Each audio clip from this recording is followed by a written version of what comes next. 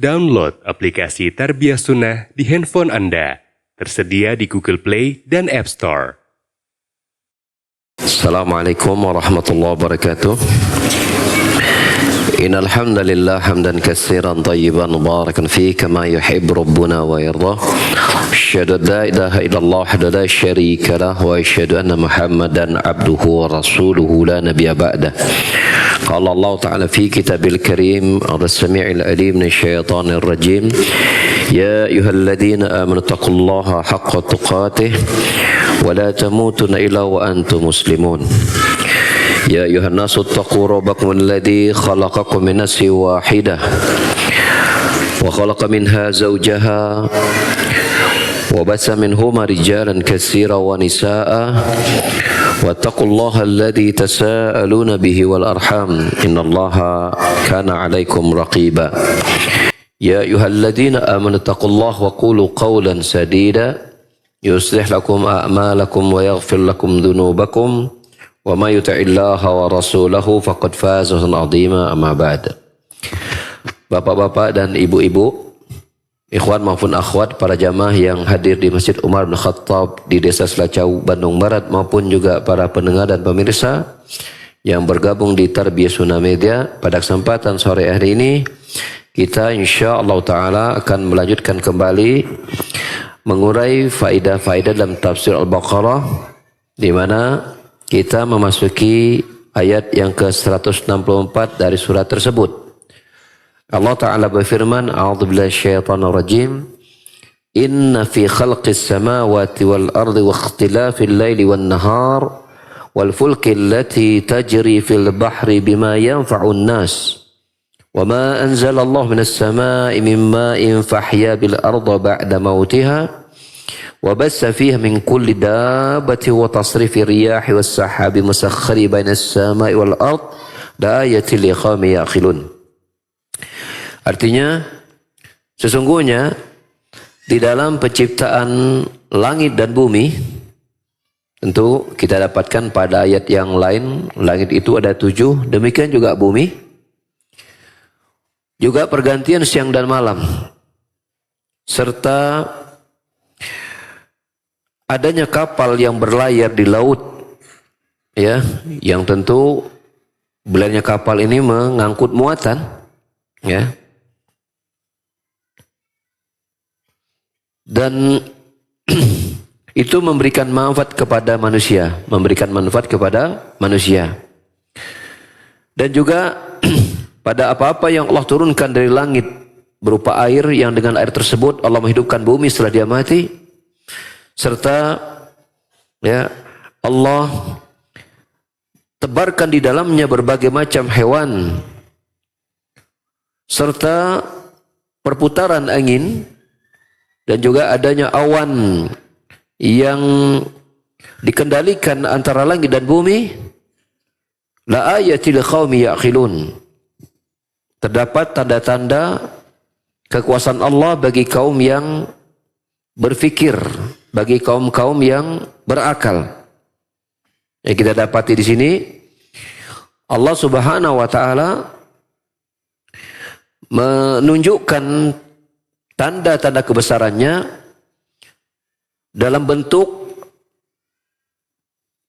makhluk-makhluk yang telah Allah ciptakan, serta manfaat-manfaat yang ada di dalamnya. Mulai di sini Allah jelaskan pada ciptaan yang paling besar, yaitu langit dan bumi. Yang kedua, ya, adanya malam dan siang serta pergantiannya. Yang ketiga, kapal yang berlayar di lautan, ya, yang ini memberikan manfaat kepada manusia. Berikutnya juga air yang Allah turunkan dari langit, yang dengan itu tumbuhlah berbagai macam tumbuhan yang tadinya mati, serta bertebarannya makhluk melata di atas muka bumi ini. Juga adanya perputaran angin, ya, yang berhembus ke sana kemari, utara, selatan, barat, dan timur. Serta awan yang kemudian Allah tundukkan di antara langit dan bumi. Ya, kita dapati awan itu kan masih kelihatan dari bumi, tapi dia di atas. Kesemua perkara ini adalah tanda-tanda kekuasaan Allah bagi kaum yang berakal. Bagi kaum yang berakal. Kita lihat di sini dulu bahwasanya kata Allah Subhanahu wa taala di dalam penciptaan langit, ya, lafaz yang Allah gunakan untuk langit di sini dengan lafaz jamak, samawat. Ini jamak. Kalau langitnya satu namanya samaun, samaun. Jamaknya samawat. Dan karena memang jumlah langitnya ada 7. Ya. Adapun bumi, Allah gunakan lafaz tunggal, wal ard, tidak aradi tapi al ard. Hanya ingin menunjukkan ini bentuk ciptaan Allah yang lain. Tapi pun juga kita dapatkan pada ayat yang lain bahwa bumi juga berjumlah 7. Ya, bumi juga berjumlah 7. Ini pengabaran Allah yang wajib kita imani. Di mana tempat bumi yang 6-nya lagi kita tidak tahu. Sebagaimana langit itu 7, pun kita hanya dapatkan hanya satu langit saja yang di atas. Ini langit yang paling terendah. Ya, 6 langit ke atasnya kita tidak tahu seperti apa keadaan langitnya dan berapa besarnya langit tersebut dan apa aja yang di dalamnya kita tidak tahu. Ya. Tentu ketika Allah Subhanahu wa taala menjelaskan sesungguhnya dalam penciptaan langit dan bumi bukan sekedar tadinya tidak ada lalu ada, tapi juga ya maksudnya ketika langit dan bumi itu tetap berada pada tempatnya. Ya. Bagaimana bumi itu berbentuk ya sesuai dengan keadaannya. Ini menunjukkan akan ilmu Allah. Ya, menunjukkan akan kekuasaan, hikmah dan rahmat Allah Subhanahu wa taala. Ya, kita lihat misalnya di langit saja. Ya, di langit saja. Ya. Allah ya, ciptakan di langit itu tanpa tidak kemudian kosong, melompong. Ya, ini langit yang paling rendah kan sama dunia. Langit dunia itu langit itu artinya langit yang paling rendah. Maka Allah berikan hiasan-hiasan di langit. Ya, ada bintang, ada bulan, ya, ada matahari dan seterusnya. Semuanya teratur dan semuanya memiliki fungsi-fungsi yang ya berbeda-beda dan tidak saling melanggar perputaran orbitnya masing-masing. Semua berada pada tempatnya dan itu sudah diatur oleh Allah, menunjukkan Allah memiliki ilmu dalam penciptaannya. Ya, dan itu makhluk yang besar-besar menunjukkan akan kekuasaan Allah Subhanahu wa taala dan semuanya memiliki hikmah dan itu ya bermanfaat untuk kita sebagai manusia, ya, sebagai rahmat Allah Subhanahu wa taala kepada kita. Demikian juga bumi ini. Ya, apa yang Allah Subhanahu wa taala tinggalkan di bumi ini banyak manfaat. Banyak manfaat yang dibutuhkan oleh tidak saja orang yang hidup tapi juga manusia yang mati. Coba kalau seandainya bumi ini ya itu ternyata seperti kaca, bagian dalamnya kelihatan. Mungkin orang teh ketakutan lihat mayat-mayat ada kelihatan di dalam gitu ya. Dikuburkan tetap kelihatan di dalam. Bisa tenang kita hidup melihat mayat? Enggak tenang. Tapi Allah jadikan bumi itu apa? Suatu yang tebal. Ya, sehingga ketika dikuburkan mayat tidak kelihatan. Bermanfaat buat si mayat dan bermanfaat bagi yang hidup. Sehingga orang tinggal di bumi ini tidak ketakutan melihat mayat yang dikubur. Ya. Demikian pula kalau seandainya bumi ini keras seperti besi, maka tidak ada mayat yang bisa dikuburkan karena sulit itu digali. Tapi Allah jadikan tanah bentuknya apa? Mudah untuk digali sehingga bisa dikuburkan oleh sang mayat. Ya, mayat itu bisa dikuburkan oleh orang yang masih hidup. Ketika dia mati pun dia tertutup, nggak kelihatan ya setelah dikuburkan. Ya, belum lagi kita melihat ya berbagai manfaat adanya apa? Adanya bumi dan bentuk yang lain. Ketika itu bersandingan dengan apa? Air hujan. Coba Anda mau tanya sama antum. Sifat tanah itu bentuknya dia ada tumbuhan tidak sifat asalnya tanah? Tidak. Tanah kan tidak berisi ada biji-bijian kan tidak? Tapi lihatlah reaksi tanah tersebut ketika disentuh oleh air hujan. Iya kan? Disentuh oleh air hujan. Bereaksilah tanah tersebut menumbuhkan apa-apa yang ada di atas, ya, dari sana. Dan kita lihat, hewan sekalian, ketika bumi ini ada, Anda mau tanya sama antum, ketika bumi ini ada nih, bumi ada, misalnya Indonesia saja nih, ketika ada, Indonesia ini siapa yang buat? Siapa yang membuat Pulau Sumatera, Pulau Jawa? Ya, yang buat siapa? Hah? Ada enggak dari makhluk manusia yang membuat Indonesia jadi begini? Ya? Ketika ada orang yang tinggal di Indonesia, kemudian dia membuat Indonesia menjadi begini, ada? Ya. Muncul Indonesia seperti inilah keadaannya, dengan terbagi berbagai macam pulau dengan bentuknya berbeda-beda. Dan ketika dia berbentuk pulau, apakah lengkap dengan tumbuh-tumbuhannya, pepohonannya? Lengkap. Dan kemudian ketika Indonesia ini ada, hanya bentuknya tanah tok, di mana-mana tanah gitu, kan enggak? Dan itu tumbuhan tersebut bukan manusia yang menanamnya. Bukan manusia yang menanamnya. Begitu dia sudah ada, lengkap dengan gunungnya, lengkap dengan aliran sungainya, lengkap dengan lautannya, lengkap dengan berbagai macam pohon-pohon yang ada. Ya, lengkap dengan pohon-pohon yang ada. Plus lengkap dengan hewan-hewan segala macam. Ya. Itu menunjukkan apa? Ya, akan kekuasaan Allah Subhanahu wa taala menciptakan bumi ini dengan apa-apa yang ada di dalamnya. Kita belum berbicara lagi tentang yang lebih jauh. Ya, bagaimana makhluk yang ada berupa hewan-hewan yang ada, tumbuh-tumbuhan yang ada, yang jumlahnya banyak.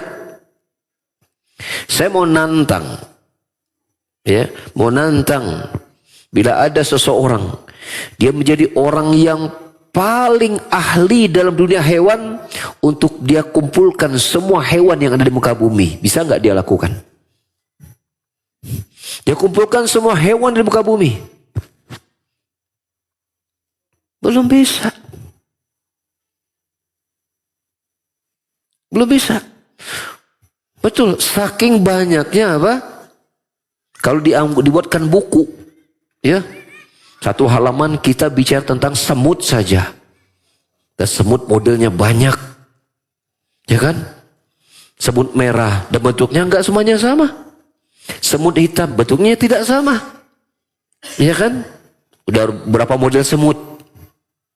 Ada bentuknya kecil, ada sedang, ada yang panjang, warnanya beda-beda. Tambah lagi agak besar dikit dari semut ulat, berbagai macam ulat ada modelnya. Tambah lagi yang agak ini jangkrik, serangga. Dari serangga saja itu sudah sangat banyak. Tambahkan lagi misalnya dari agak besar sedikit, ya kan, misalnya kucing aja udah berbagai macam bentuknya. Ada kucing apa tuh, kucing Persia, Angora, kucing Siam, ya ada, ya di sini kita punya banyak kucing. Belum lagi kucingnya dengan namanya masing-masing. Di sini kan kita kucing punya nama Sophia, ada kucing di sini. Kalau dikasih nama lebih banyak lagi nanti nama kucingnya. Naik lagi ke atas, ya. Mungkin jadi siapa? Jadi hewan gogok gitu kan? Gogok aja bermacam-macam. Sahih, antum kok perhatikan gogok tuh wah sejajar tuh. Maka kita bicarakan hewan saja, belum yang terbang berbagai macam burung. Gak akan ada satu buku yang bisa mengumpulkan seluruh hewan yang ada di bumi. Itu baru yang ketahuan manusia. Yang tidak ketahuan manusia entah berapa, kita gak paham. Kita bicara tentang tumbuh-tumbuhan. Datangkan seorang ahli tumbuhan yang paling jago di muka bumi ini, lalu kumpul dia, kita tantang, coba sebutkan semua tumbuhan di muka bumi ini, dia bisa sebutkan? Nggak akan bisa. Dengan berbagai macam modelnya. Itulah cipta Allah Subhanahu wa ketika menciptakan bumi, itu detail dan ada ekosistem di situ. Setiap makhluk yang ada itu saling bekerja sama mempertahankan diri mereka masing-masing. Itu pernah berpikir enggak? Ya, hewan-hewan yang sekali lahirnya banyak, umurnya nggak panjang-panjang. Coba antum lihat tikus. Sekali lahir bisa banyak, tapi umurnya nggak panjang. Kucing, lahir banyak. Atau kebayang nggak, kalau kucing hidupnya di kota, ya umurnya 60 tahun, sepanjang manusia. Kemana-mana kucing tuh ada. Antum pernah pikir gak gitu? Hewan-hewan yang sekali lahirnya banyak, kan jarang tuh kucing lahir 1, 2. Kalau manusia kan satu-satu, kalau kembar 2 tuh aneh gitu kan manusia kan. Itu Allah gak jadikan hidupnya panjang di muka bumi. Kita pernah gak berpikir gitu?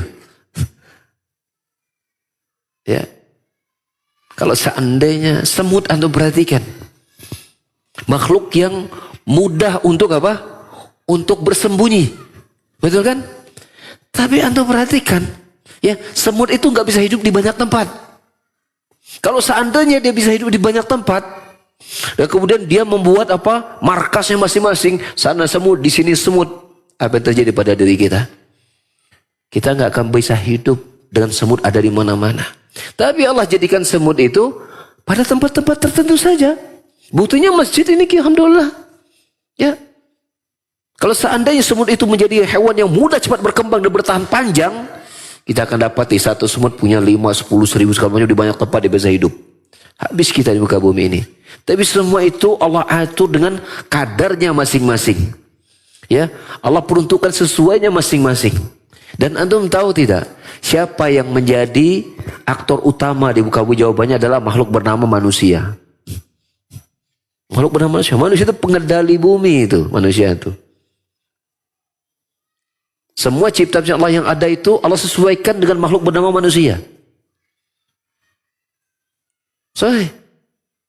Ya, matahari yang Allah terbitkan itu Allah takarkan sesuai dengan manusia, matahari sinarnya dan seterusnya. Ya, begitu. Ya alam najil arda kifat ahya wa amwata. Kata Allah, bukankah kami telah jadikan bumi itu sebagai tempat berkumpulnya baik yang hidup maupun yang mati? Ya, bumi berkumpul orang yang mati dan hidup. Tadi Anda sudah jelaskan, ya, orang hidup, ya, ketika bumi ini dijadikan bentuknya tebal tapi mudah digali, maka ya si mayat jadi tidak kelihatan. Mayat jadi tidak kelihatan sehingga orang yang hidup itu tidak ketakutan lihat mayat tiap hari. Ya kan? Dan dibuat bumi ini tidak keras sehingga mudah untuk digali dan seterusnya. Juga di antara tanda kuasa Allah waqtilafil laili wan nahar, pergantian malam dan siang. Antum pernah enggak berada misalnya di tempat yang gelap? Ya, tempat yang gelap. Misalnya gua nih. Tiba-tiba jam 12 siang antum keluar dari gua tersebut. Kira-kira langsung bisa melihat keadaan di luar enggak? Di tempat gelap, jam 12 siang, tiba-tiba langsung keluar. Apakah langsung bisa melihat? Enggak, pasti mata tuh harus menyesuaikan diri dulu. Betul enggak? Tapi Allah jadikan pergantian malam dan siang tidak fajatan. Coba, seandainya kita dari jam 12 malam, poek tuh. Tiba-tiba siang datang langsung jam 12. Kebayang enggak? Atau dari jam 12 siang, tiba-tiba langsung jam 12 malam jadinya. Nggak ada sore dulu. Maka itu semua telah Allah takar. Ya, masuknya. Ya, yulijul laila fin nahar wa nahar fil lail. Allah itu bahasanya menyebutkan kami susupkan siang kepada malam, kami susupkan malam kepada siang. Jadi apa? Allah susupkan itu pelan-pelan. Ketika malam tiba itu ada namanya sore dulu. Ada namanya petang dulu. Maghrib dulu. Gelapnya perlahan. Betul kan? Coba kalau saat 12 siang langsung 12 malam, langsung gelap. Kaget kita. Begitu juga ketika malam. Dari jam 12 malam, Allah tidak langsung hadirkan ketika terang itu langsung seperti panasnya 12 siang. Enggak. Allah datangkan dulu subuh. Allah datangkan dulu pagi. Semua yang telah siap baru Allah jadikan puncaknya jam 12 siang. Kemudian lalu menurun lagi menuju kepada ya, malam mulai disisipkan lagi.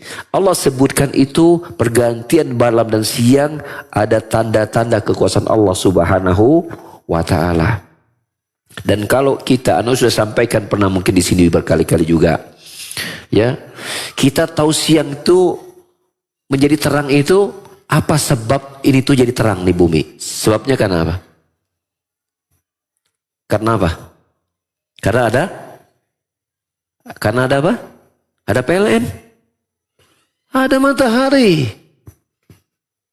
Ada matahari. Dan terangnya bumi di malam hari pun bukan karena PLN juga. Kenapa? PLN tidak bisa menerangi bumi semuanya. Tidak akan sanggup tenaga energi listrik kita untuk menjadikan semua tempat terang bercahaya oleh PLN. Nggak akan cukup tenaga kita. Yang gini aja belum semua tempat diterangi aja kita sudah tutup mati hidup kok listrik tuh. Nggak akan kuat sumber energi kita. Kalau semua tempat misalnya semua laut terang gitu kan. Semua sungai terang. Butuh berapa power itu untuk menerangi itu oleh PLN. Nggak akan kuat. Tapi Allah menciptakan satu makhluk bernama matahari untuk menerangi seluruh bumi yang tidak terlewat karena terangnya. Nggak ada yang terlewat. Kebayang nggak berapa kekuatan listrik kok bisa tentang listrik untuk menerangi bumi itu? Itu Allah hadirkan, Allah ciptakan matahari.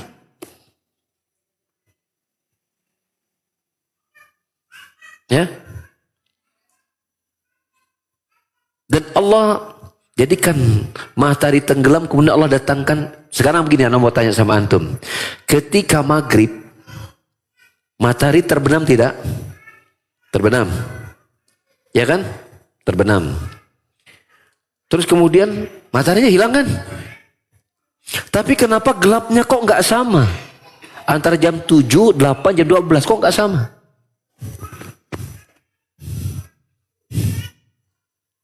Sekarang gini. Kalau misalnya ya kita ingin menjadikan suatu tempat ini misalnya nggak ada lampu nih. Gelap nih. Kita ingin membuat dia tambah gelap, diapain sama kita?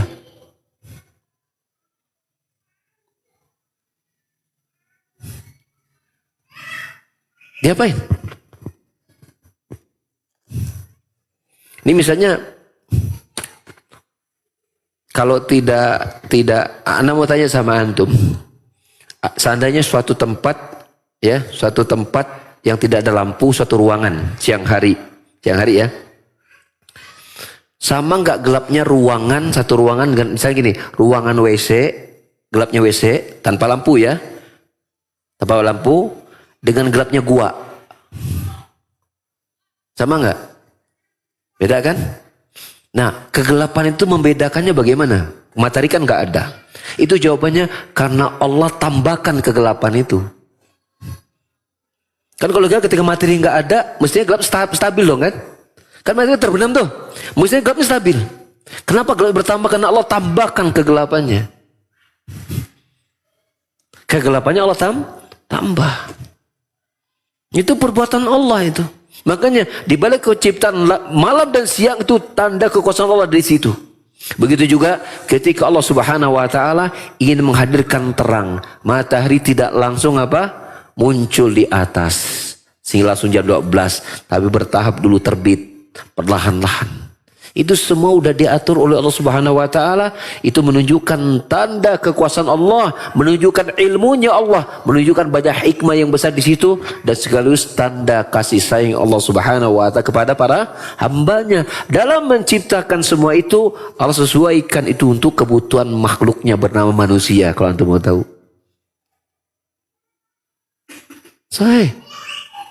Jadi langit dan bumi ini, matahari, bulan, bintang, ya, adanya laut, sungai, segala macam, hewan-hewan yang ada, itu bermanfaat buat kehidupan kita yang bernama manusia. Adapun syaitan nggak terlalu penting dengan matahari. Syaitan juga nggak butuh adanya bala-bala, gorengan, ya, jus kurma, jus alpukat. Karena makanan jin, apa coba antum tahu makanan jin? Tulang. Betul kan? Apa makanan jin? Tulang. Berarti jin itu tidak makan bala-bala, men. Dia nggak butuh apa? Masakan Padang. Dia nggak butuh bubur. Dia nggak butuh limun. Dia nggak butuh kopi. Dia nggak butuh air kelapa. Jin nggak butuh itu. Ya kan? Dia nggak butuh sangu. Dia tidak butuh nasi goreng. Dia tidak butuh bubur. Dia tidak butuh air. Antum dapatkan keterangan jin kehausan? Gak ada. Gak ada riwayat jin kehausan. Yang ada Rasulullah sebutkan tulang makanan jin. Tapi kita mendapatkan riwayat jin minumannya apa? Gak ada. Gak ada tuh. Mungkin ada, cuma Allah alam kita gak tahu. Mungkin ada, tapi kita gak tahu. Cuman kita tidak dapatkan. Rasul mengatakan hati-hati kalau kamu minum air kelapa itu bisa jadi makanan jin, minuman jin. Gak ada keterangannya. Sahih.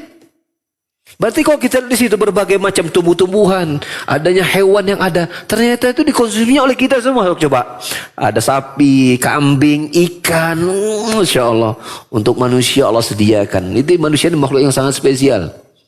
Makhluk yang sangat spesial. Ya. Kita tidak dapat keterangan satupun adanya Rasulullah dari kalangan jin dan dari kalangan malaikat. Lihat. Rasulullah itu hanya dari kalangan manusia doang. Dan ketika dari manusia, dia menjadi Rasul untuk mendakwahkan kaum jin dan kaum manusia. Kalau malaikat tidak butuh risalah, tidak butuh adanya Rasul malaikat, dia sudah taat selalu. Ya, itu jin dan manusia Rasul itu. Dan ternyata dari dua makhluk Allah, jin dan manusia, Allah menjadikan ya satu saja Rasulnya, itu dari kalangan manusia saja. Allah tidak perlu menghadirkan adanya Rasul lagi untuk mendakwakan para jin, enggak. Cukup manusia. Itu luar biasa nih manusia ini, makhluk yang spesial. Nah, di balik penciptaan langit dan bumi terdapat tanda-tanda kekuasaan Allah Subhanahu wa taala yang sudah kita sebutkan tadi. Allah tidak jadikan matahari terbit langsung tiba-tiba dari gelap tiba-tiba langsung siang jam 12. Begitu juga Allah tidak jadikan malam tadinya siang tiba-tiba langsung gelap. Semuanya bertahap ya pemunculannya masing-masing. Kemudian Allah sebutkan wal fulkil lati tajri fil bahri bima yanfa'un nas. Juga di antara tanda kuasaan Allah yaitu Allah jadikan kapal yang berlayar di atas laut yang membawa apa-apa yang bermanfaat buat manusia. Ya. Sehingga manusia bisa saling bertukar barang yang mereka butuhkan. Tidak semua tumbuhan itu tumbuh di tempat semua ada. Contoh misalnya kurma. Ya? Kurma enggak tumbuh di semua tempat. Jangankan kurma, ya kurma tumbuh di Timur Tengah kan? Tidak semua tempat Asia bisa tumbuh kurma, kalaupun tumbuh tidak bisa untuk produksi. Jumlahnya kecil, nggak bisa banyak. Maka adanya kapal itu menjadi alat transportasi membawa kurma itu di berbagai macam tempat. Iya kan? Dan apalagi barang-barang yang lain. Jangankan kurma, tidak semua ya makanan itu ada tumbuh semua tempat. Di Indonesia misalnya.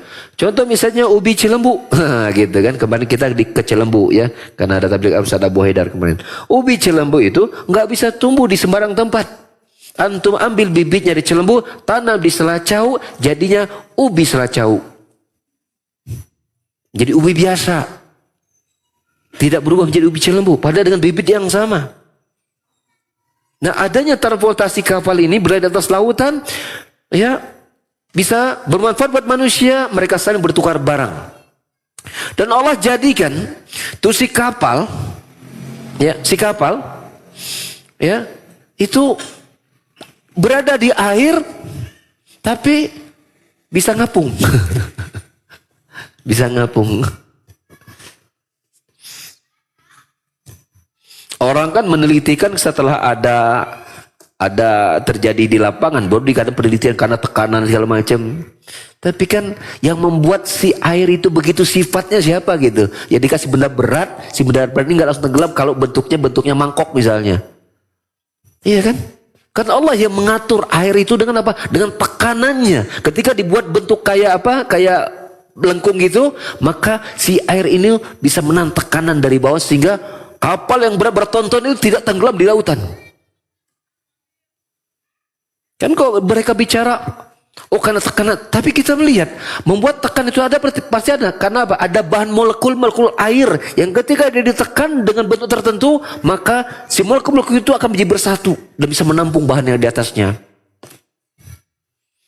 Pertanyaan kita, yang menciptakan molekul-molekul air itu siapa? Allah Subhanahu wa Ta'ala. Sehingga ketika kapal yang bertonton beratnya itu bisa bertahan di atas air. Coba antum lempar batu 1 kilo plung ke laut, tenggelam ngapung? Tenggelam. Kapal bertonton ngapung di lautan.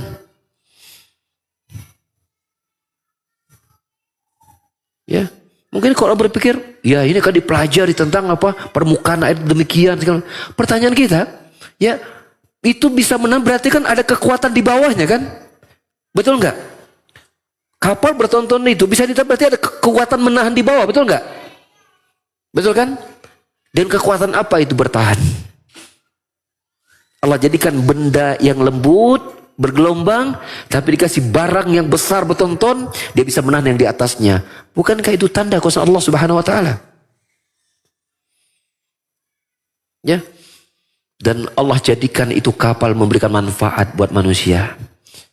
Ya, bahkan Allah Subhanahu wa Ta'ala pun ciptakan makhluk, ada kapal yang namanya bisa membawa angkutan yang barang di udara, namanya kapal udara atau kapal terbang. Betul? Nih kapal nih. Anda mau tanya sama antum, tuh pesawat bisa bertahan di udara karena apa? Oke, baling-baling loh ya. Baling-baling kan? Kan dia punya sayap tuh. Betul kan?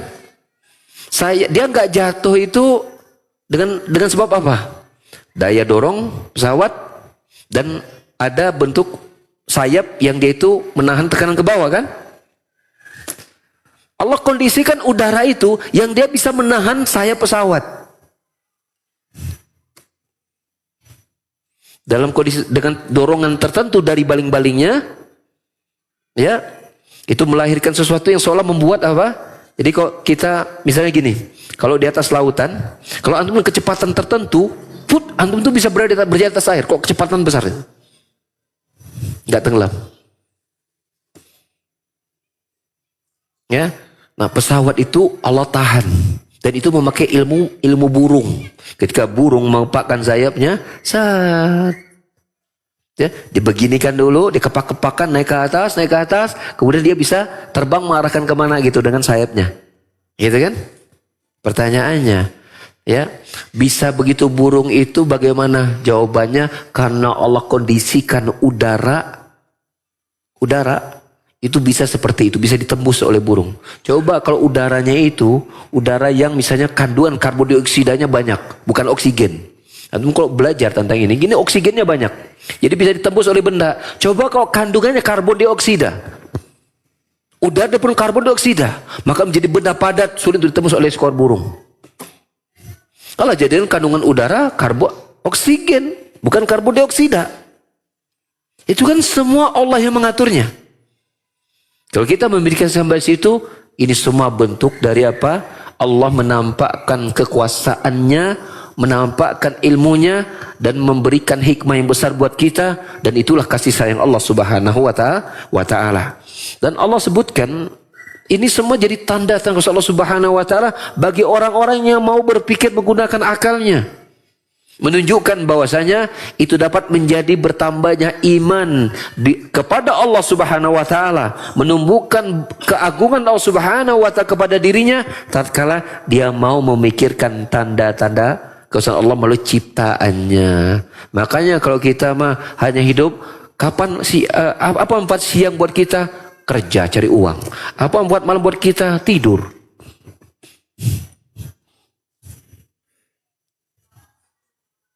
Maka kalau seperti itu adanya, kita kurang menggunakan akal kita untuk apa? Menambah keagungan Allah ke dalam iman kita. Karena kita hanya merasa ada siang bisa kerja, jemur pakaian kering, ada malam istirahat, tidur, selesai. Sementara Allah mengatakan di banyak tempat dalam ciptaan langit dan bumi, pergantian malam dan siang. Ya, kemudian adanya matahari yang bersinar, hujan yang Allah turunkan. Itu Allah berkali-kali Al-Quran menyebutkan ada tanda-tanda kuasa Allah bagi orang memiliki akal pikiran. Cuman kita ini banyak nggak gunakan otak kita gitu loh untuk melihat tanda kuasa Allah ini. Kita hanya tahu bahwa siang kita bekerja, malam kita tidur. Hanya itu tok. Di ayat Al-Quran Allah berkali-kali menyampaikan tanda kuasa Allah. Hadirkah itu dalam pikiran kita? Enggak. Kita enggak mikirin malam. Tahu malam ya udah istirahat. Siang kerja, selesai. Sehingga tidak hadir kebesaran Allah dalam jiwa kita. Sehingga kecil rasa bersyukur kita kepada Allah atas nikmat-nikmat yang telah Allah berikan kepada kita dari penciptaan yang telah Dia lakukan, dan itu bermanfaat langsung buat kita. Karena kita memang cenderung tidak peduli. Tidak peduli dengan apa? Ciptaan Allah. Makanya ikhwas sekalian, penting kita baca Quran itu agar kita apa? Masuk dalam orang-orang yang diajak berpikir oleh Allah. Bukan menjadi orang yang cuek. Hanya berlaku kepada hidupan yang normal saja. Tapi orang mukmin yang memiliki akal pikirannya akan menggunakan nikmat akalnya untuk memikirkan keagungan Allah dan menghadirkan kebesarannya, dan itu menambah keimanannya. Ya, kita kalau naik pesawat, waduh pesawat itu enak ya, kelasnya kelas eksekutif. Hanya itu toh.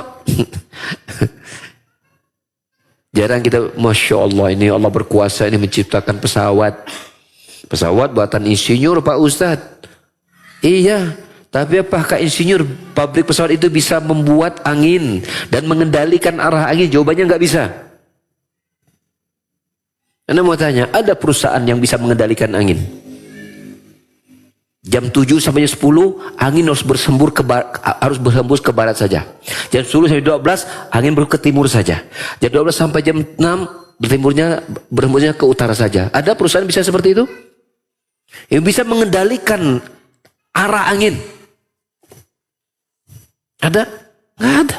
Nggak ada perusahaan yang canggih sekalipun bisa mengendalikan angin, airbender, pengendali angin. Jadikan avatar. Nggak ada. Angin berhembus ke sana. Jadi kalau orang-orang pelaut itu tahu tuh, kalau jam segini musim ini angin berhembus ke arah sana. Jadi kalau mereka mau berlayar, pakai kapal layar, berangkatnya di tanggal ini, bulan ini mereka berlayar, berhembus ke sana. Pertanyaan, siapa yang mengatur ya bahwa angin itu kan berhembus ke arah sana yang diketahui oleh para pelayan pelaut tadi? Jawabannya Allah yang mengatur. Apa? Allah sebutkan wa tasrifir riyahi, dan apa? Perputaran angin itu tanda kekuasaan Allah. Ada yang pernah pergi ke pantai? Ya, kalau belum pernah pergi ke pantai, lihat YouTube aja. Ya, lihat YouTube. Di YouTube ada pantai. Pernah nggak lihat orang, kalau antum berada di pinggir pantai melalui YouTube aja nih ya, lihat orang yang berolahraga selancar, kan? Kelihatan kan dari pantai? Kelihatan. Itu dari tengah situ gelombangnya, ombaknya gede apa kecil? Besar. Kan kelihatan dari pinggir pantai itu, ombaknya tuh gede.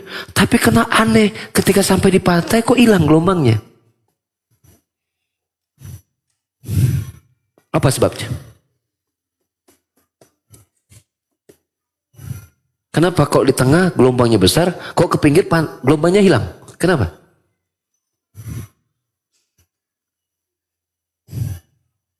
Yang membuat gelombang itu ke atas, air jadi gelombang ke atas itu apa sih sebabnya? Angin kan? Bisa atau tidak angin itu dari tengah terus sampai ke pinggir? Bisa nggak? Bisa atau tidak? Berarti kan ada yang mengendalikan ya kan?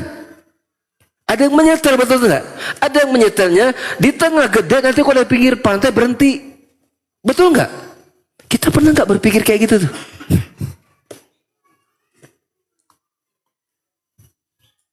Artinya kan kalau kita lihat, ya itu gelombang besar yang berolahraga selancar itu, kan itu karena ada angin tuh.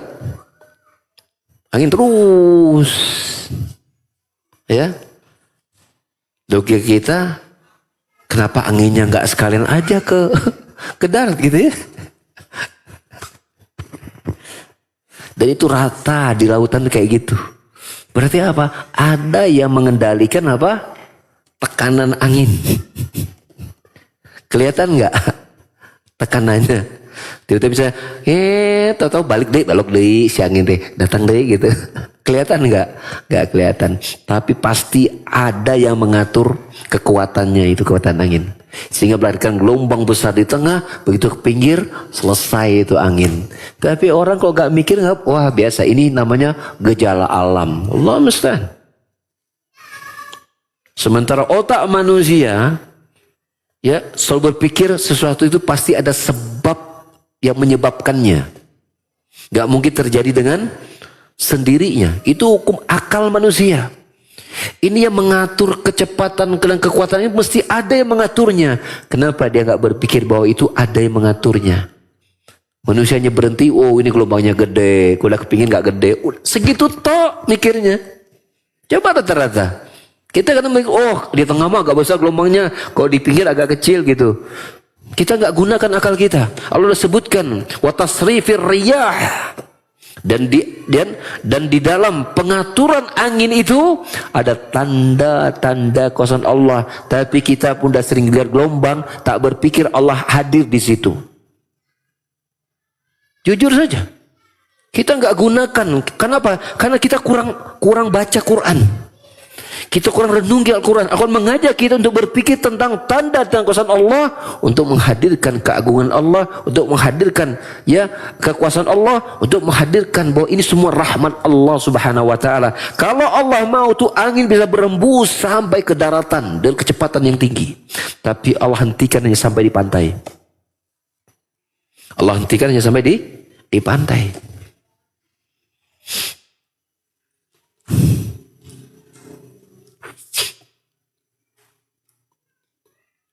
Kemudian juga Allah sebutkan dalam ayat ini,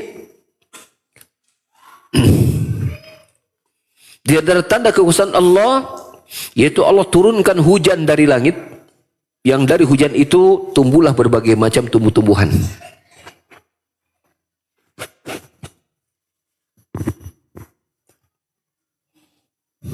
Apa yang Anda mau tanya?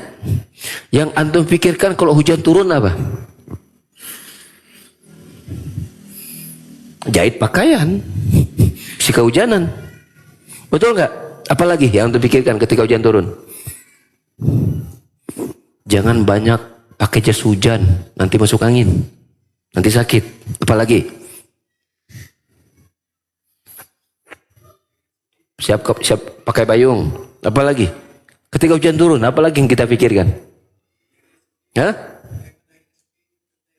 Hah?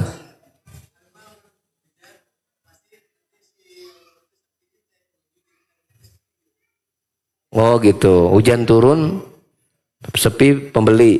Oke. Apa lagi? Apa lagi? Hah? Wah, banjir nih, hujan nih, siap-siap nih ya. Ada yang bocor gak di rumah nih? Apa lagi sob? Taman, alhamdulillah, taman subur. Apa lagi? Nah ini. Nah, tembus juga nih yang nak tanyakan. Antum pernah nggak berpikir hujan itu turunnya kecil-kecil? Anda mau tanya, Allah bisa nggak menjadikan turun hujan itu segede jempol? Pernah nggak terjadi? Pernah. Kita menyebutnya hujan batu, benar nggak? Tok hujan tuh, segede jempol tuh. Itu satu. Kemudian antum perhatikan, turunnya hujan itu putus-putus. Sebab kalau walaupun kecil, tapi kalau dia nggak putus, itu senjata terhebat itu. Antum kalau dia nggak putus dari tinggi awan sana sampai ke bawah itu semakin kuat. Kalau dia nggak putus, makin tekanan sahabat itu menjadi senjata tajam, dan itu dijadikan alat untuk memotong ya pesawat di perusahaan-perusahaan pesawat. Jadi antum memotong pesawat itu dengan air. Jadi sedang kecil diberikan tekanan yang tinggi, potong pesawat itu dengan air. Memotong baja itu dengan air. Kecil diberikan tekanan yang sangat tinggi, potong itu besi. Kalau seandainya hujan itu nggak putus, bocor nih kepala kita. Apalagi keistimewaan air hujan? Ada sifatnya. Apa? Rasanya dingin. Kebayang kok hujan teh panas. Betul nggak? Mati hewan. Ya, rumah kita itu cepat rusak. Apalagi? Sifat hujan. Hah? Apa? Cair. Sahih. Cair. Kalau hujannya berupa batu, kebayang nggak? Kalau dia benda padat, sahih Pak. Kalau dia benda padat, apa yang terjadi? Ya hujan padat. Bahaya bumi kita. Apalagi? Apalagi? Sifat air hujan. Apa? Bening. Kalau dia hitam, berarti teh cai kopi. Kalau dia berwarna, misalnya berwarna biru atau berwarna hijau atau berwarna yang lain, manusia tidak bisa memanfaatkan tuh air hujan. Ketika dia punya sifat bening, dia bisa digunakan apapun. Ya kan? Dia lembut, bening, dingin, bentuknya kecil, rintik-rintik, dan antum perhatikan. Ya, dia punya musim. Kalau kita di Jawa ini hujan, itu Sumatera itu nggak hujan. Kalau Sumatera hujan, Jawa nggak hujan. Diatur oleh malaikat Mikail. Andaikan 2 jam berturut-turut, seluruh dunia hujan bersamaan, tenggelam bumi ini. Sahih. Kenapa? Semuanya kan penuh tempatnya. Mau dialirkan kemana coba? Kan ketika hujan itu turun, dia mengalir ke tempat yang rendah kan? Uang tempatnya rendah juga penuh coba. Tapi Allah jadikan turun hujan itu bergiliran. Lokasinya. Enggak di satu waktu. Kalau dia di satu waktu serentak seluruh dunia, habis sudah. Allah atur polanya. Allah atur jam lamanya turun. Waduh, panas nih nggak hujan. Tapi apakah kita berharap hujan berturut 3 hari seminggu? Nggak kita harapkan juga kan? Dari pagi sampai malam hujan, besok hujan lagi sampai seminggu. Stres kita juga, benar nggak? Tapi Allah atur hujan itu turun itu. Ada masanya yang tidak berhenti mulai beraktivitas. Ada masa ketika mulai kering, Allah turunkan lagi air hujan sehingga yang tadinya kering kerontang menjadi subur kembali. Itu semua diatur, ada polanya semua itu. Allah yang mengaturnya. Gak ada manusia, perusahaan apa yang paling maju bisa mengendalikan air hujan. Dengan takaran yang pas. Tidakkah kita berpikir seperti itu? Karena kita tadi anak tanya kepada antum, seringkali kita berpikir tentang hujan itu angkat jamuran. Ya, gitu kan? Ini bisi banjir tadi kan? Pernahkah kita berpikir sifat air hujan itu merupakan tanda kekuasaan Allah Subhanahu wa taala? Itu udah banyak tuh. Ya. Belum lagi kita lihat bagaimana ya bumi itu yang tadi kering kerontang ketika air hujan turun, Masya Allah menjadikan fatusbihul ardu mukhdara. Jadilah bumi itu hijau, ya. Dan kalau Allah bisa menumbuhkan yang mati dari tumbuh-tumbuhan, maka Allah pun bisa membangkitkan manusia yang tadinya mati. Dan adanya air hujan, kemudian tumbuhnya berbagai banyak tumbuhan ini merupakan tanda kasih sayang Allah Subhanahu wa taala kepada kita, ya, kepada kita. Jadi para jamaah sekalian, bumi kita ini tidak menumbuhkan tumbuh-tumbuhan itu sendiri tanpa bantuan air hujan. Betul atau tidak? Betul nggak?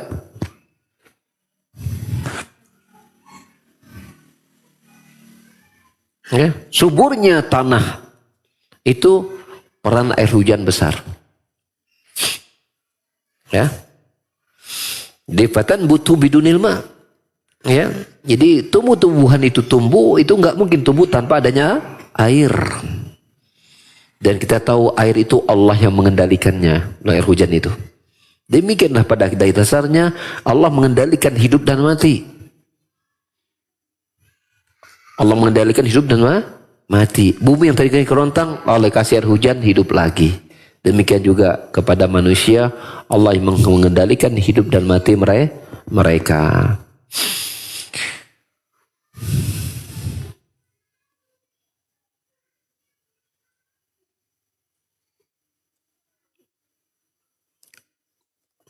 Dan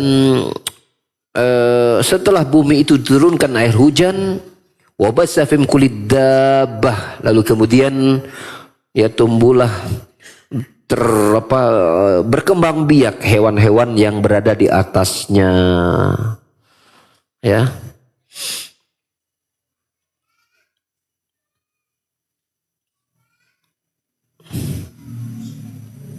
Karena hewan tidak akan bisa tumbuh berkembang biak tanpa adanya makan dan minum. Makanannya dari biji-bijian, daun-daunan, dan itu membutuhkan air hujan.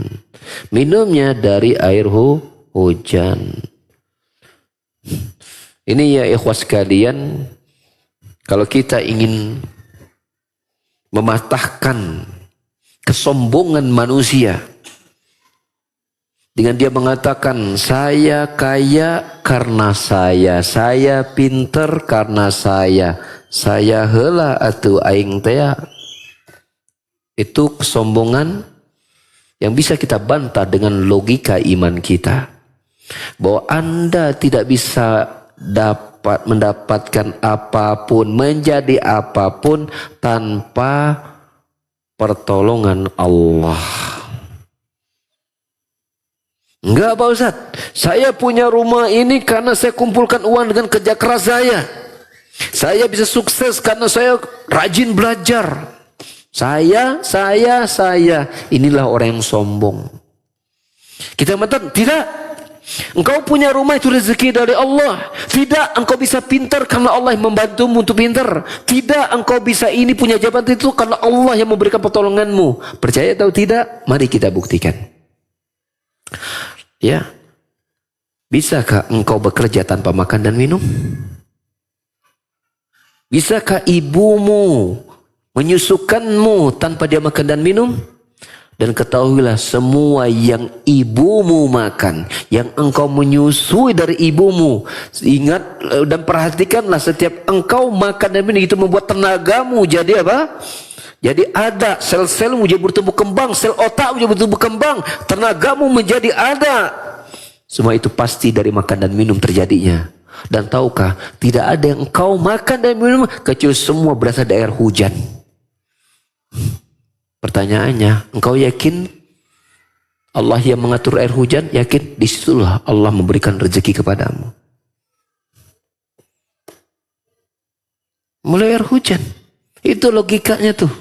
Ya sampai kalau ada manusia menyombongkan dia mengatakan saya bisa ini bisa itu punya karena murni kan usahanya dia, inilah orang yang sombong. Inilah perkataan Qarun yang Allah kisahkan surat Qasas ayat 78. Qarun berkata, ini Qarun kaya banget memang. Dia sombong mengatakan innama utituhu ala ilmin indi, aku mendapatkan semua ini karena kerja kerasku dalam berbisnis, kepintaranku dalam berdagang, makanya saya kaya. Saya dagangnya pinter, ngatur ekonominya bagus, keuangan saya teratur. Saya gitu loh. Qarun sombong. Ya, dia tidak bersyukur kepada Allah yang memudahkan dia mendapatkan semua itu. Nah, kita mengatakan, Anda yang berpikir seperti Qarun, kita bisa patahkan kesombongan Anda bahwa rezeki Anda, kayanya Anda itu dari Allah, dan Allah turunkan satu makhluk bernama air hujan. Maka setelah itu proses kehidupan berjalan. Anda bisa berpikir, sel otak Anda bisa bekerja, tenaga Anda jadi tumbuh, Anda memiliki ide, Anda memiliki tenaga, kemudian Anda bisa bekerja keras. Itu sumbernya air hujan. Karena air hujan itu Allah tumbuhkan berbagai macam makanan, minuman, itu menjadi power berpikir Anda, menjadi power tenaga Anda secara fisik. Air hujan sumbernya. Dan tidak ada manusia yang bisa menurunkan air hujan, apalagi mengendalikan air hujan. Ada pabrik yang bisa menurunkan air hujan? Pabrik itu hanya bisa ngolah air hujan. Menurunkan hujan nggak bisa pabrik. Kalau ada pabrik yang bisa mengatur turun air hujan, enak betul. Pokoknya hujan dalam 1 minggu hanya 2 jam saja boleh turun. Sisanya kita nggak kasih hujan turun. Ada pabrik yang bisa begitu? Nggak ada. Manusia ketika keringan, mereka pakai bawa helikopter, bawa garam bertonton, dia ditaburkan ke udara gitu kan, buat pengasaman, penggaram segala macam. Pertanyaannya, pasti turun nggak saat itu? Pasti nggak? Nggak bisa. Kedua, pasti turunnya di situ? Kalaupun turun, pasti turunnya di situ? Juga belum tentu. Kan dengan penggaraman itu kan membuat supaya awan itu tebal gitu maksudnya. Dalam ukuran pemikiran manusia. Tapi pastikah turun saat itu? Juga tidak bisa. Karena urusan turun dan tidak turun, dan di mana dia turunnya, dan berapa porsi turunnya, berapa lama dia turun, Allah yang mengaturnya, dan Allah tunjuk malaikat Mikail untuk mendesainnya. Kan begitu. Maka tahulah kita, logika iman kita menghantarkan kita untuk apa? Banyak-banyak kita bersyukur kepada Allah atas semua nikmat yang Allah berikan kepada kita. Yang zahir, ada lagi nikmat yang paling besar, yang itu juga Allah bedakan setiap manusia yang lain, itu nikmat merasakan lezatnya iman. Dengan Allah turunkan Al-Quran, Allah utus Rasulnya untuk menerangkan tentang rezeki iman kepada mereka. Dan siapa yang dapat pun juga Allah atur. Berapa banyak yang didapat pun juga Allah atur. Betul atau tidak? Uang rezeki bukan? Rezeki kan? Apakah semua uang itu Allah kasih rezeki manusia sama? Jawabannya beda-beda. Begitupun ketebalan iman pun Allah beda-bedakan, Allah kasih pada tiap orang-orang yang beriman. Itu dibeda-bedakan sama Allah. Kalau Allah berkehendak, Allah ingin tebalkan imannya, Allah bukakan hatinya untuk mencintai Allah. Allah bukakan hatinya untuk mencintai agama. Allah bukakan hatinya untuk beramal ibadah. Allah bukakan hatinya untuk melakukan taat ini dan itu segala macam. Allah berikan hidayah kepada hatinya. Ya, dengan hidayah itu dia mulai berpikir, iya ya, saya kok kayaknya masih kurang nih pahalanya. Jauh ini kayaknya banyak dosa nih, banyak lalai nih, ntar kok mati gimana nih? Oh, datang tentang adab kubur, nikmat kubur, surga neraka gitu kan. Mulai dia mulai berzikir, mulai buka Quran, mulai ngerajin ngaji, mulai banyak merenung ini dan itu dari amal-amal ketaatan. Yang semakin banyak ilmu agama yang dia dapatkan di taufik dari Allah, dia semakin ingin banyak diamalkan. Itu rezeki iman, dan Allah bedakan pula rezeki ini dari setiap manusia dengan manusia yang lain. Tergantung Allah berikan rezeki. Ya, ada hati yang mati Allah hidupkan dengan cahaya iman berupa hidayah Allah Subhanahu wa taala. Sebagaimana bumi yang mati Allah berikan air hujan. Makanya Nabi mengatakan perumpamaan ilmu yang Allah turunkan kepada manusia itu seperti hujan. Ada yang nempelnya ke tanah yang subur sehingga apa? Si air itu bisa meresap dan menumbuhkan di dalamnya. Ada sampai kepada tanah berupa cadas saja yang bisa nampung tidak menyerap. Ada yang berupa batu yang sangat tebal sehingga hanya mengalir saja tidak bermanfaat bagi tanah. Allah sebutkan ilmu Allah agama ini seperti air hujan. Ya, maka ada yang hati manusia itu yang seperti tanah, dia meresapkan dapatkan cahaya ilmu yang berupa air hujan tadi. Sebagaimana tanah itu kan ada hadis Nabi yang sahih seperti itu. Ya, sebagai mana tanah itu ada yang gembur, ada yang cadas, ada yang batu keras, begitulah hati manusia.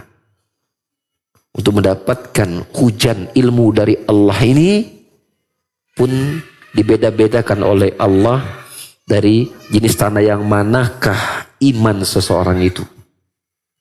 Ya, kita bisa tahu tanah iman apa di dalam jiwa kita ini, ya, dengan kita melihat bagaimana kita dengan keimanan ketakwaan kita kepada Allah Subhanahu wa ta'ala.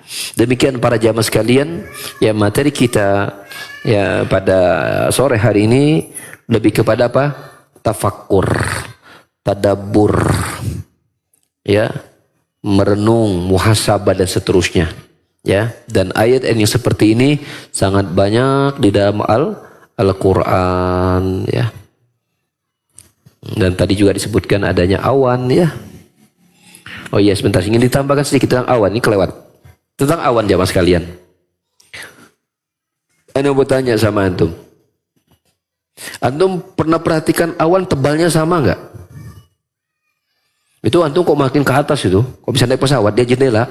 Itu awan tuh ada yang tipis gitu awan tuh. Ada yang dia tebal seperti bangunan istana. Anda pernah lihat itu? Ya, suatu waktu kita, ya Allah memberikan rezeki naik pesawat, duduk dekat jendela kita lihat, ya Allah, itu awan kayak istana, megah, bentuknya kayak ada bangunan, tebal.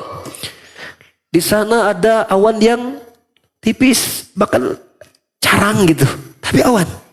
Soalnya kayak apa? Kayak serat-serat gitu. Awannya kayak berbentuk serat. Ketebalan beda-beda. Pun yang kita lakonikan awan itu modelnya juga beda-beda. Sampai pernah kita lihat kan ada awan bertuliskan lafaz Allah gitu kan. Ada awan kata berbentuk tangan, ada berbentuk pohon, macam-macam bentuk awan. Itu pun merupakan tanda-tanda kekuasaan Allah Subhanahu wa taala, walaupun dia tinggal di tempat yang sama, awan itu ya, antara langit dan bumi, tapi ternyata Allah beda-bedakan apa? Ketebalannya, Allah bedakan bentuknya, Allah juga bedakan warnanya. Gak semua awan warnanya putih. Ada bahkan kehitam-hitaman, namanya mendung. Bener gak? Tapi kalau warna hijau saya belum ketemu. Awan warna hijau. Kebanyakan ya begitu. Umumnya putih. Demikian jamaah sekalian, saya kira ini bagian muhasabah saja. Jadi kita tidak buka sesi tanya jawab ya. Insya Allah antum paham semua. Pesan kita dari hari ini untuk agar kita saling tafakkur, tadabbur atas semua yang Allah ciptakan kepada kita. Dan tentu mudah-mudahan ini bisa membawa kita untuk merenung pada bagian yang lain dari ciptaan Allah Subhanahu wa taala, termasuk pada diri-diri kita. Bagaimana Allah menciptakan hidung kita, mata kita, rambut kita, kulit kita, dan berbagai macam modelnya, kulit warna yang berbeda-beda, bahasa yang berbeda-beda. Semua itu pun merupakan tanda-tanda kekuasaan Allah Subhanahu wa taala. Sebagaimana mungkin antum kalau mau berpikir, kenapa Pulau Jawa yang kecil tapi bahasanya kok beda? Ada bahasa Sunda, ada bahasa Jawa, padahal pulaunya sama, orangnya tinggal gak berjauhan. Ya, antara Jawa dengan Sunda saja ada nama Cirebon, bahasanya udah beda lagi. Di Jawa ada bahasa Jawa halus, ada bahasa Jawa kasar gitu kan. Beda-beda. Padahal orangnya di situ-situ juga tinggalnya. Tapi kenapa bahasanya beda-beda? Ya toh? Ya je. Gitu. Itu antum pernah berpikir gak? Itu antum kok ke Eropa. Itu Itali, Prancis, Swiss itu kotanya negara kecil-kecil, nggak lebih gede daripada Pulau Jawa, kecil ya ikhwan. Negara Itali, ya, Swiss, Prancis itu nggak segede Pulau Jawa, beberapa negara itu. Tapi kenapa bahasanya beda-beda itu? Bahasa Prancis jauh dengan bahasa Itali. Bahasa Prancis jauh dengan bahasa Itali. Jauh dengan bahasa Swiss, beda jauh. Sebagaimana bahasa Sunda dengan bahasa Jawa kok bedanya jauh.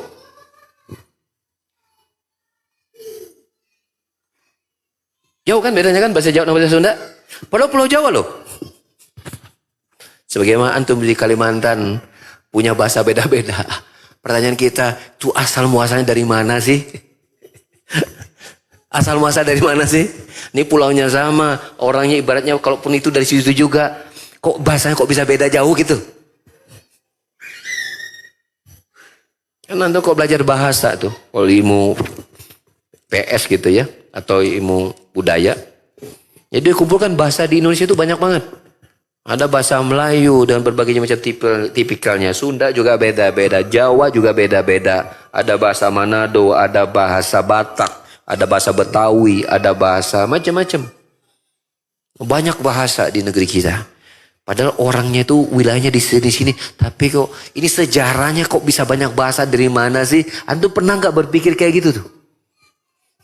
Itu semua Allah yang ngatur. Allah yang menciptakan semua bahasa itu. Sudah berapa tahun kita merdeka atau menjadi Indonesia?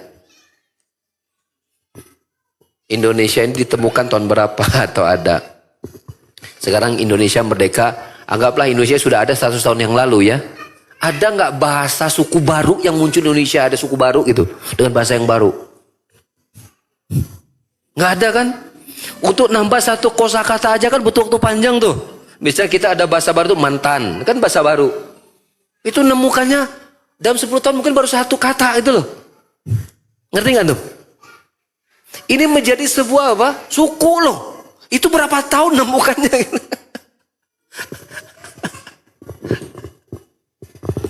Kapan sih asal muasalnya ini bahasa Jawa, bahasa Sunda, bahasa Betawi, padahal di pulau yang sama? Itu jawabannya Allah yang menciptakan bahasa itu. Allah berikan ide-ide itu kepada manusia berbeda-beda. Kenapa Allah nggak jadikan di Italia bahasa Jawa? Kenapa Allah nggak jadikan di Filipina itu bahasa Sunda? Apakah karena makanannya berbeda? Nggak juga. Ya, orang Filipina makan nasi sama kayak kita. Sahih. Kenapa kok bahasanya nggak kayak bahasa Sunda? Assalamualaikum warahmatullahi wabarakatuh.